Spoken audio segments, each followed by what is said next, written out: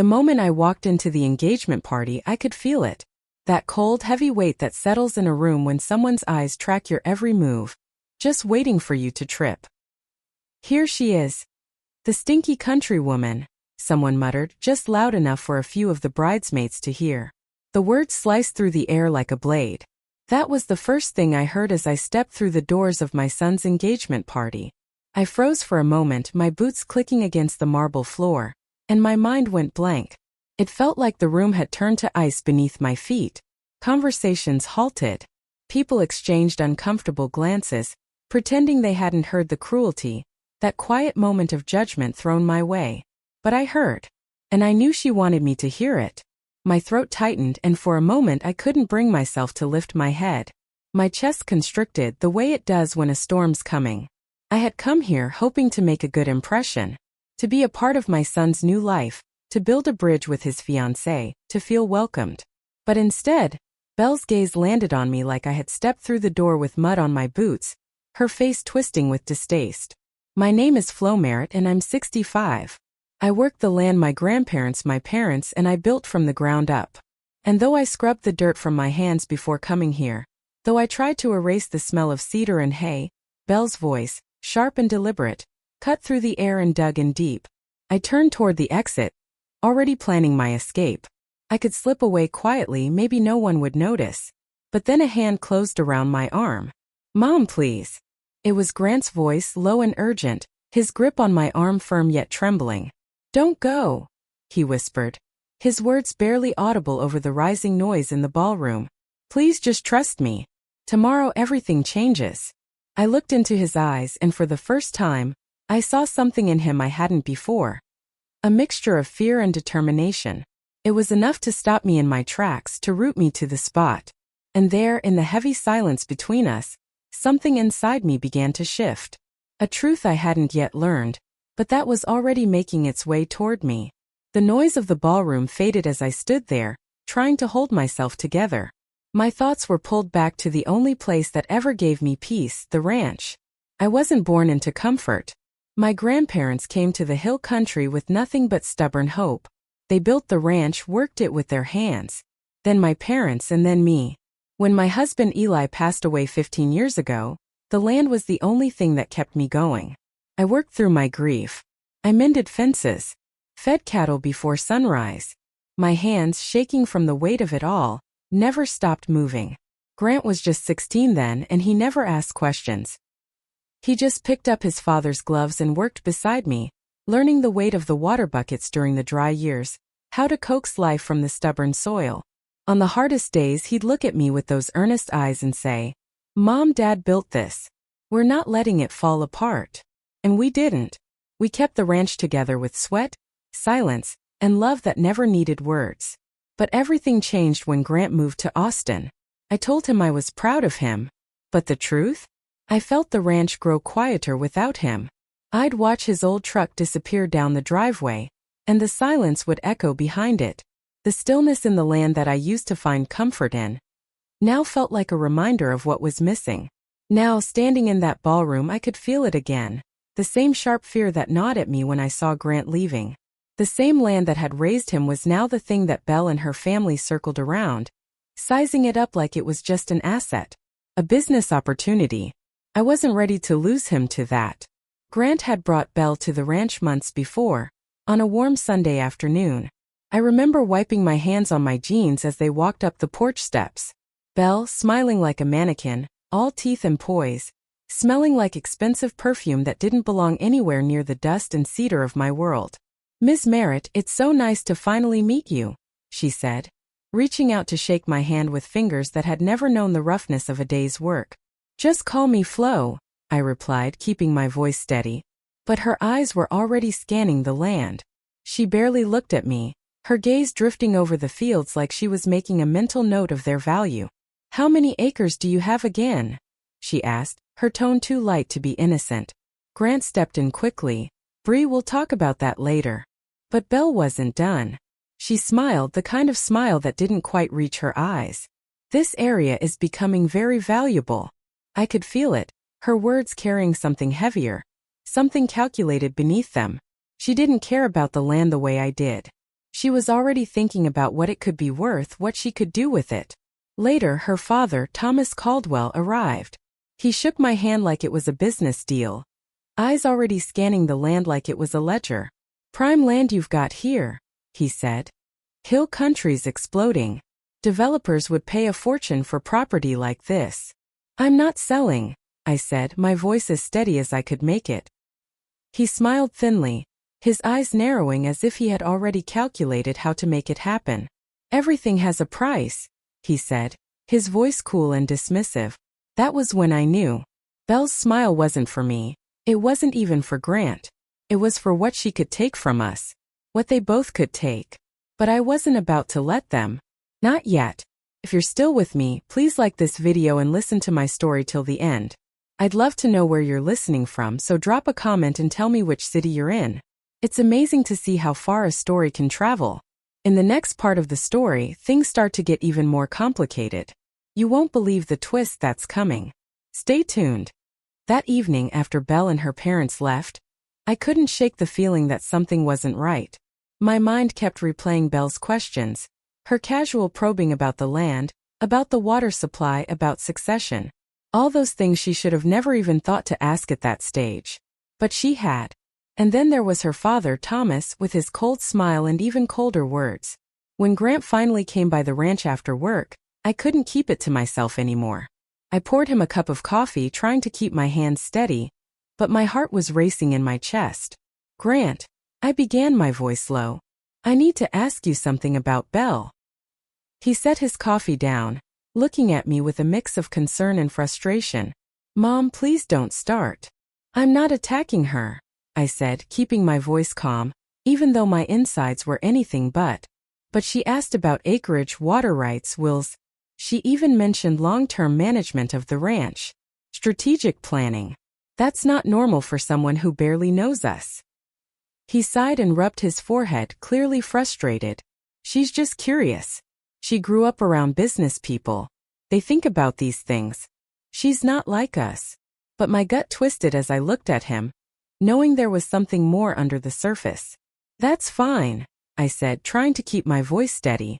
"But curiosity is different from looking at this place like it's just a prize to be claimed." Grant's shoulders tensed. "You're reading too much into this, Mom. You've never liked city folks. That's not fair." I felt the sting of his words like a slap across my face. "It's not about city folks," I whispered. "It's about what's coming. And about what they see when they look at us." His jaw clenched. "You just don't want anything to change here. You're scared of losing me to the outside world." I flinched at his words. It was the truth. It was exactly what I feared. I wasn't afraid of change, but I was afraid of losing him, of watching the ranch slip through our fingers like sand. "Grant," I whispered, feeling my chest tighten. "It's not you I'm worried about. It's what they want to take from us. From you. From this place." But his mind was made up, and he grabbed his keys, his voice shaking with frustration. "I'm not going to let you sabotage this. Belle loves me. She's good to me." I watched him leave without finishing his coffee, the sound of his truck fading into the distance. The silence that followed was deafening. And then, for the first time, I felt the space between us. The real, undeniable distance. "I want to hear from you. Has something like this ever happened to you? Have you ever felt like you were losing someone or something important? Drop a comment below and share your thoughts. I'd love to hear from you. And if you're enjoying this story, don't forget to like and subscribe. It means a lot." What Grant didn't know was that things were about to take a much darker turn. In the next part, you won't believe what he discovers. And it's going to change everything. Stay with me for part 3. The days that followed felt like a constant hum of unease, each one heavier than the last. Grant wasn't himself. I could see it in his eyes, in the way his shoulders were tense all the time. And Belle, she kept pushing in her own quiet way, making subtle suggestions that I didn't belong. It was as if she was slowly trying to erase me from my son's life. But then one evening Grant called me. His voice was tight, like he was carrying something heavy. "Mom, I need you to come to my apartment tomorrow. There's something I need to show you." I had no idea what was coming, but I knew something had shifted, something had broken open. The unease that had been building up for weeks now felt like a storm on the horizon, ready to break. When I walked into his apartment the next morning, I found him sitting at the kitchen table, his laptop open in front of him. There was a woman sitting across from him, a stranger, but she was focused on the screen, clicking through files. She looked up nervously when I entered. "Mom, this is Emily," Grant said, his voice barely above a whisper. "She's helping me with something." Emily gave me a hesitant smile, but there was a tension in the room, something unspoken hanging between us. "Grant, what's going on?" I asked, feeling my heart start to race. He motioned for me to sit, and when I did, he took a deep breath. "I kept defending Belle, thinking you were just being protective. But the more I looked into things, the more I started to see it too." "See what?" My voice was shaking, but I couldn't stop myself. My instincts were screaming now. He opened his laptop and turned it toward me, pulling up a series of recordings. I stared at the screen, trying to make sense of it, my mind racing. "She wanted you to sign succession papers," he said quietly, like he couldn't bear to say it out loud. "Succession papers for the ranch, Mom." My breath caught in my throat, and I felt the blood drain from my face. "What are you talking about?" He played the first recording and my heart stopped. Belle's voice, cold, calculating, filled the room. "We just need her to sign it," she said, her voice like a blade. "Once she's out of the way, Grant will sign whatever we put in front of him. It'll be easy." My chest tightened and I could barely breathe as I listened to the rest. Thomas, Belle's father, speaking in that same smooth, arrogant tone, outlining a plan to take the ranch from us. "The land will triple in value once the expansion goes through. We'll sell it, reinvest, and never look back." My mind couldn't comprehend what I was hearing. The ranch, the land I had bled for, raised my son on, this wasn't just about money to them. This was about control. They saw it as a prize, a commodity to be bought and sold, and I was nothing more than a hurdle in the way. I felt the room start to spin. How could they do this to us? How could Belle, the woman Grant loved, be part of this? How could I have missed it? "Grant, please," I whispered, my voice breaking. "Why didn't you see it sooner?" "I'm so sorry, Mom," he said, his voice full of regret. "I should have known. I should have listened to you." Before I could speak, Emily, who had been silent until now, cleared her throat. "Texas is a one-party consent state," she said, her voice steady. "If Grant is part of the conversation, those recordings are legal."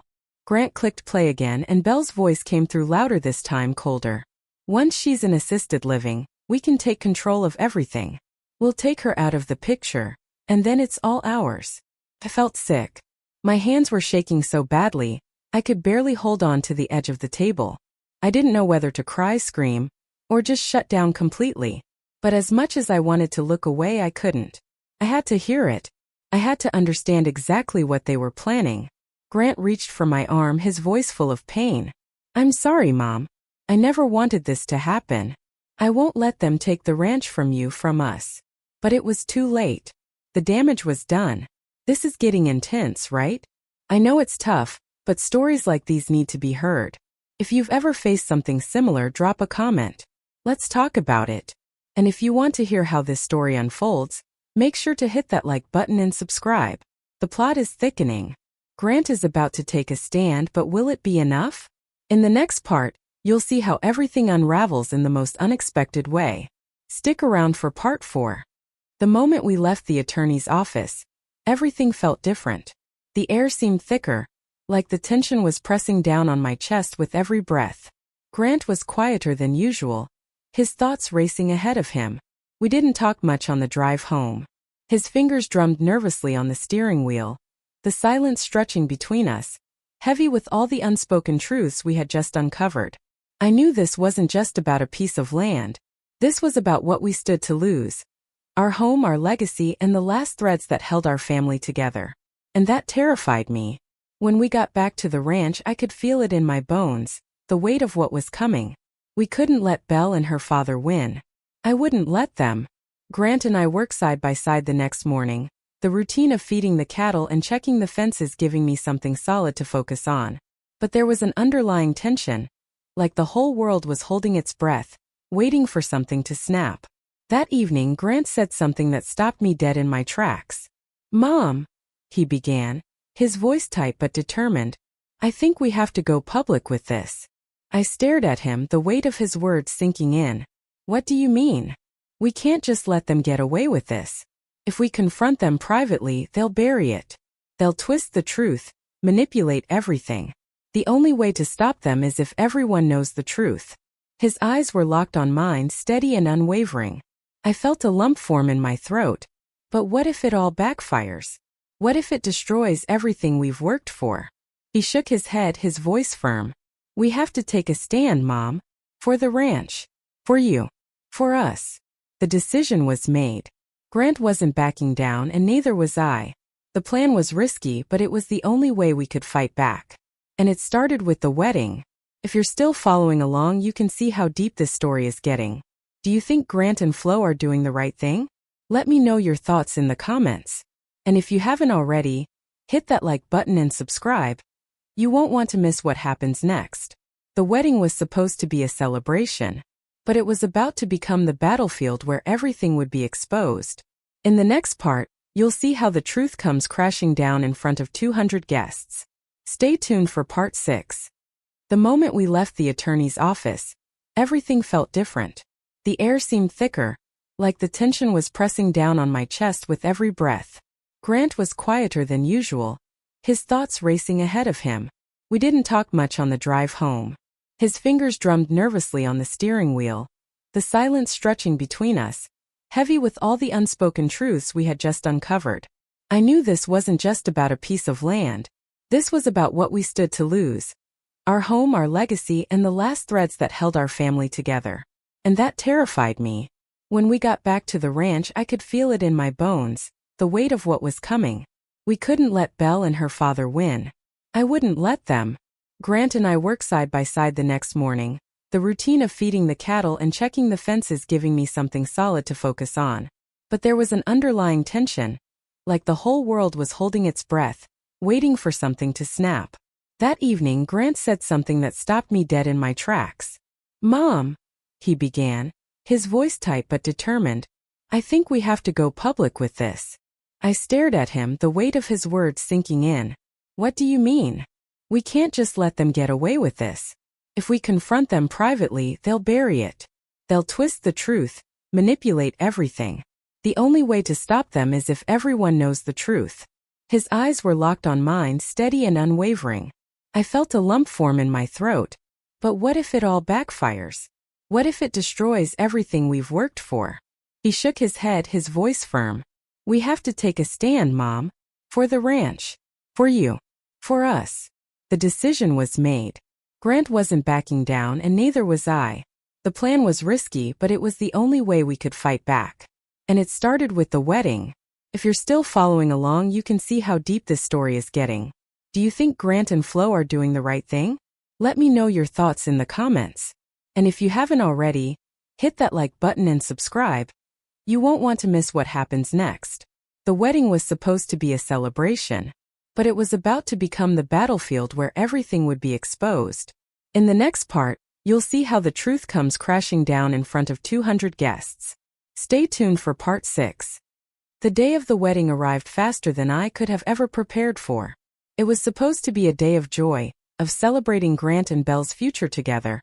But in my heart, I knew it was going to be something entirely different. The whole plan, everything we had set in motion, felt like a storm waiting to break. My nerves were frayed, the weight of what we were about to do settling on my shoulders like 100-pound weight. Grant, though he was calm, he was more than calm, he was determined. As we drove to the venue, he kept his eyes on the road, but every now and then I'd catch him glancing at me, his hand gripping the steering wheel a little too tight.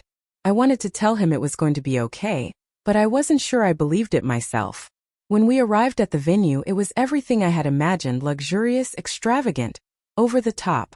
A deck overlooking Lake Austin, white roses framing the altar, and a giant screen set up behind the couple, where photos of them would be displayed during the ceremony. To everyone else, it was a beautiful, perfect wedding. To us, it was the stage for the final act of this twisted drama.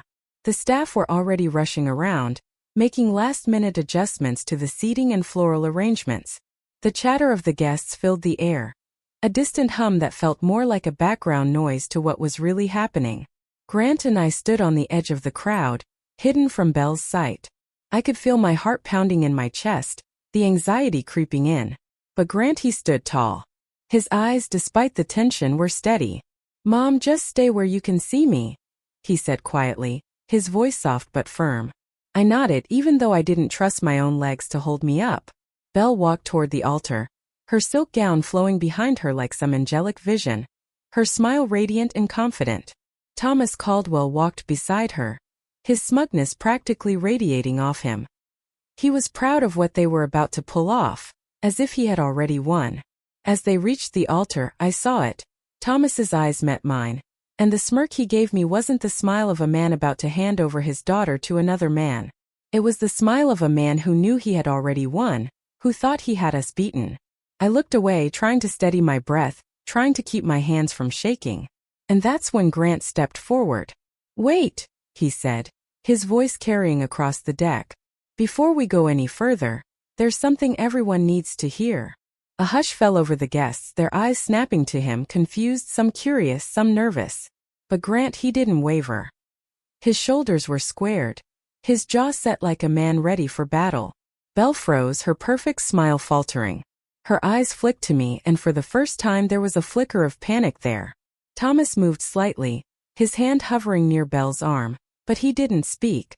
"Emily," Grant called calmly, his voice steady despite the growing tension in the air. "Go ahead."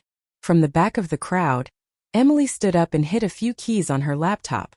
The screen on the large display flickered for a moment. Then suddenly Belle's voice filled the speakers. "We just need her to sign the papers. Once she's out of the way, Grant will sign whatever we tell him. It'll be easy." The air in the ballroom seemed to freeze. A gasp rippled through the crowd as everyone turned, eyes wide with shock. Belle's face went white, her perfect smile cracking into something far less composed. The recording continued, louder now, sharper. "Once she's in assisted living, we can take control of everything. We'll take her out of the picture and then it's all ours. All of it." Belle's knees buckled and she staggered back, her hand flying to her mouth as the reality of what was happening crashed down on her. I could hear the tremor in her breath, the panic rising in her chest. The room was so silent you could hear her gasp. "No," she whispered, barely audible, but I could hear it, feel it. "This is edited. This isn't real." Grant didn't flinch.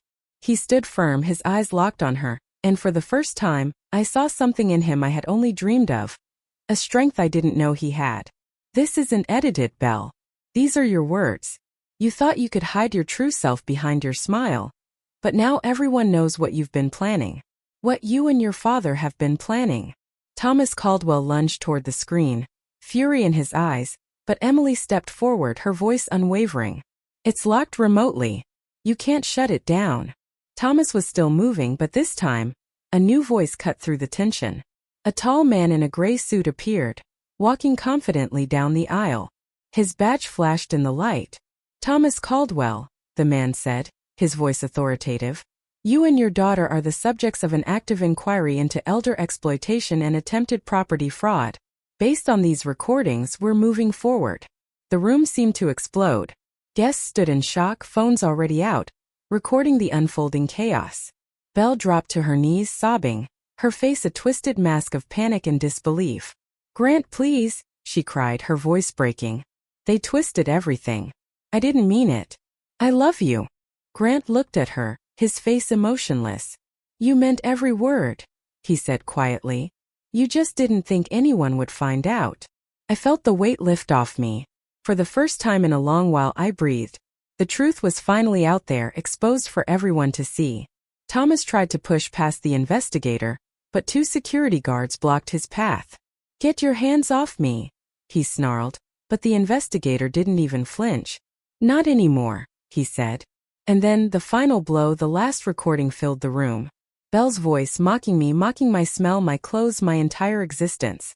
The words she had spoken about me were now out in the open, for everyone to hear. The humiliation that had once been mine, that had once made my chest burn with shame, was no longer my burden to bear. Now it was Belle's. Grant stepped forward, his voice unwavering, loud enough for everyone to hear. There won't be a wedding. Not today. Not ever. And with those words, the reality of what was happening sunk in. Everything was exposed. The truth had come out, and no one could ever pretend otherwise. What did you think of that moment? Do you think Grant did the right thing by exposing Belle and Thomas? Let me know your thoughts in the comments. And if you haven't already, don't forget to like and subscribe, because we're not done yet. The aftermath is just as intense. The truth has shattered everything. Now comes the fallout. What will happen to Belle and Thomas? And how will Flo and Grant rebuild? Don't miss part 7. It's all about the reckoning. Stay tuned. The silence that followed Grant's declaration was thick, unbelievable, as if the entire world had come to a halt. It wasn't just the guests standing there in shock. It felt like the earth itself was holding its breath. I could hear the faint rustle of people shifting on the deck, some still too stunned to speak, others whispering in disbelief. The weight of the truth had just broken through the veneer of perfection Belle and Thomas had carefully constructed. And the world was starting to see them for who they really were. Belle was on her knees, tears streaming down her face, her hands gripping at her gown like it was the only thing keeping her from falling apart. She looked at Grant, her eyes filled with desperation. "Grant, please," she begged, her voice breaking. "I didn't mean it. I love you. Please, you have to believe me." But Grant stood tall, unmoving. The man I had raised, the boy who once held my hand in the storms, was no longer just my son. In that moment I saw him for what he was becoming. A man who wasn't afraid to face the truth, no matter how painful it was. "You meant every word," he said, his voice steady, though there was a flicker of something deeper behind his eyes. Pain maybe, or regret, but there was no room for it now. I wanted to reach out, to pull him back, to tell him that maybe, just maybe, he could find a way to salvage this. But the words wouldn't come. I couldn't. This wasn't about me anymore. It was about him standing up for himself. It was about him standing up for us. And then Thomas, his face a mask of fury and disbelief, tried to lunge forward, as if he could somehow stop the truth from being heard. But the investigator, calm as ever, blocked his path with a hand on his chest, his voice cutting through the chaos. "Thomas Caldwell, you are under investigation for elder exploitation, fraud, and conspiracy.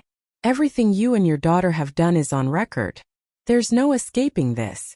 Thomas's face twisted in anger, his mouth opening to argue, but the words didn't come. He was caught.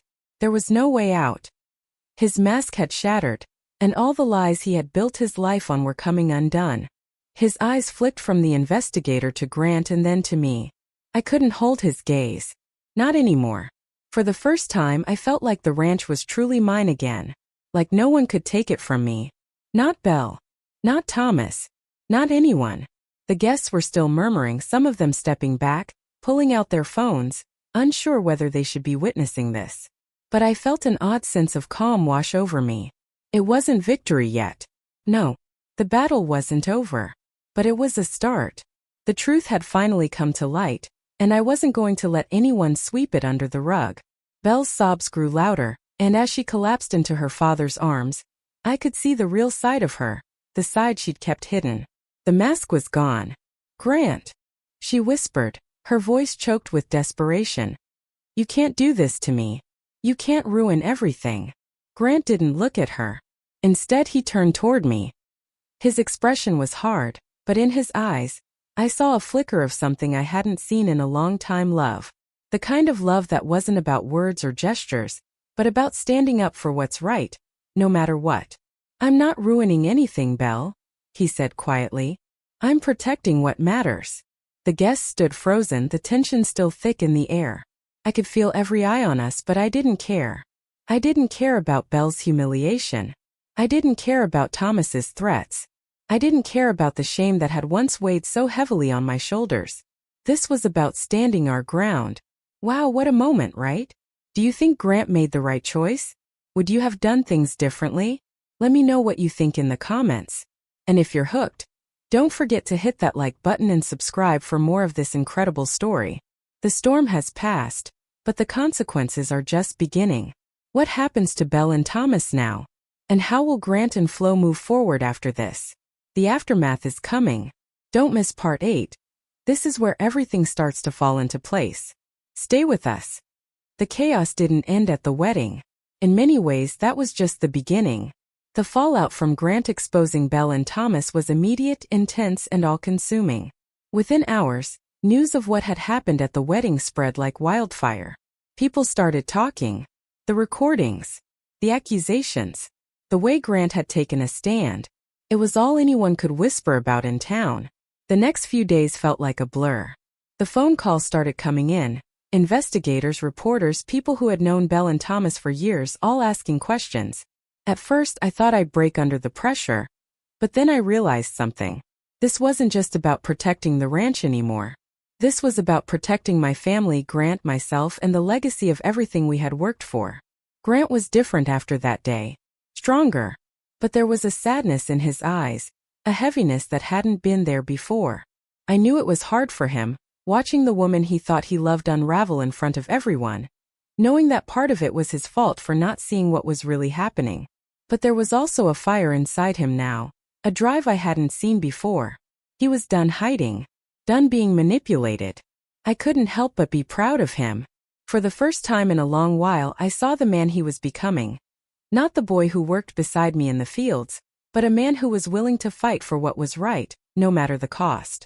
Days turned into weeks, and as the investigation into Thomas and Belle's actions progressed, the truth came to light in ways no one could have predicted. Belle's carefully curated image, her perfect smile, her polished manners, had all been a facade. Beneath it was a cold, calculating woman who saw people, including me, as pawns in a game to be won. And Thomas? He was no better. His connections in business had given him the power to exploit anyone who stood in his way, and he tried to do just that with us. But it didn't take long for people to start talking, old friends of the family, neighbors, even the people who worked for him. They'd all been complicit in keeping the truth hidden. But now they couldn't ignore it anymore. They had no choice but to face the consequences. I sat on the porch one evening, the sun sinking low behind the hills, when Grant came to sit beside me. His face was still tense, but there was something different in the way he looked at me. More grown up, more sure of himself. "Mom," he started, his voice quiet. "I've been thinking."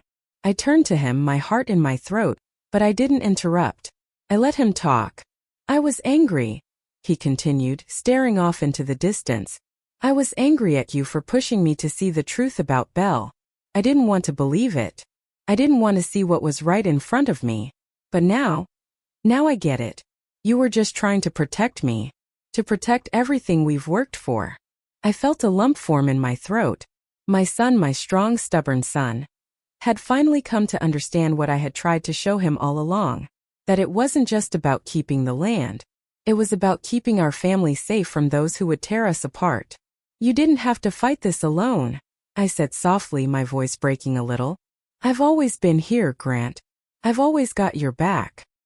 He nodded, and for a moment the weight between us seemed to ease. As we sat there, the evening growing colder, I thought about all we'd been through. The humiliation, the betrayal, the fear.